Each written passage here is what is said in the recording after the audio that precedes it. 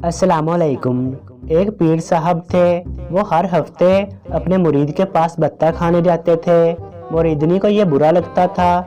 एक दिन मुरीदनी ने अपने शोहर से कहा कि आपका पीर कैसा है, अजान हो जाती है मगर पीर जी को पेट से ही फुर्सत नहीं मिलती। कभी इनसे पूछो कि नमाज भी पढ़ते हो। मुरीद को ये बात माकूल लगी और पीर साहब से जाकर कह दिया।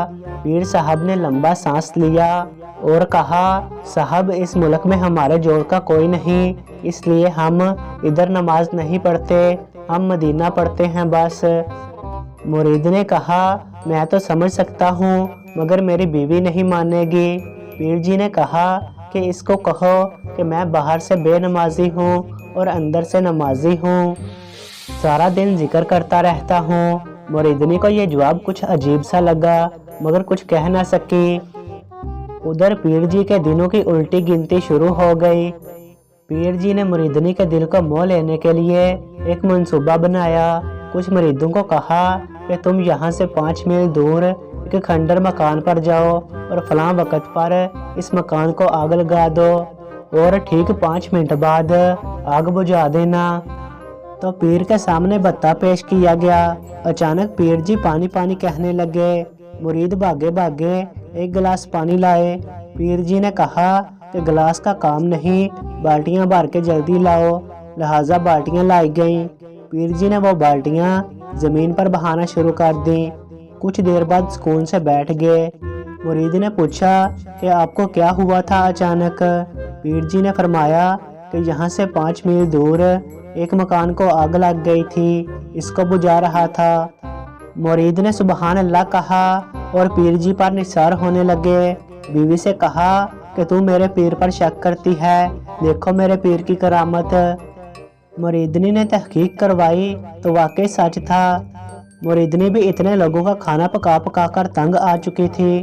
आहर एक बार बत्ता पकाया और चीनी ना डाली। मुरीद जी बत्ता लेकर पीर के पास पहुँचे और उधर मुरीदनी कपड़े धोने लग गई। पीर जी ने बत्ता टेस्ट किया तो फीका था। मुरीद को चीनी का कहा। मुरीद ने बीवी से कहा, चीनी नहीं डाली। मुरीदनी, डाली है, शायद एक जगह से फीका हो, दूसरी तरफ से खाकर देखें। पीर जी ने दूसरी तरफ से भी टेस्ट किया तो वही हाल था। अब मुरीद को इस बात पर गुस्सा आया। फिर होना क्या था, लाल पीला होकर बीवी के पास पहुंचा और लड़ाई करने लगा। इधर बीवी को भी इसी वक्त का इंतजार था। बीवी ने डंडा उठाया और पीर जी की तरफ लपकी। पीर जी ने पूछा, क्या माजरा है, क्या हुआ? मुरीदनी, क्या होना था, झूठे कमीने, तुझे 5 मील दूर जलने वाले मकान का पता चल गया था मगर सामने पड़े बत्ते के नीचे चीनी का पता नहीं चल सका। चल भाग यहाँ से, आइंदा यहाँ नजर आया तो पूरे मोहल्ले से पिटाई करवाऊंगी। मुरीदनी की चालाकी पर बेचारे पीर की आंखें फटी की फटी रह गईं। पीर जी ने रुमाल अपने कंधे पर रखा और हारे हुए जरनैल की तरह मुंह लटकाए वहां से रफू चक्कर होने लगे। इतने में मुरीदनी ने अपने बेटे से कहा कि पीर जी से कहो कि जाते जाते मेरी भैंस को बरकत की फूंक लगाते जाइए। पीर जी को हया आ गई। फूंक मारने के लिए भैंस के पास पहुँचे तो शशदर रह गए। अरे ये क्या, ये तो गधा है। भैंस किधर है बेटा? बेटा अम्मी से। अम्मी भैंस तो नहीं खड़ी।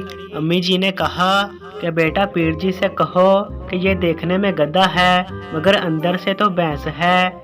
लड़के ने जब ये अजीब बात पीर जी को सुनाई तो पीर जी ने सुरख आंखें निकालते हुए कहा, तुम पागल हो। मुरीदनी ने कहा, तुम अंदर से नमाजी हो सकते हो तो क्या ये गधा अंदर से भैंस नहीं बन सकता? पीर जी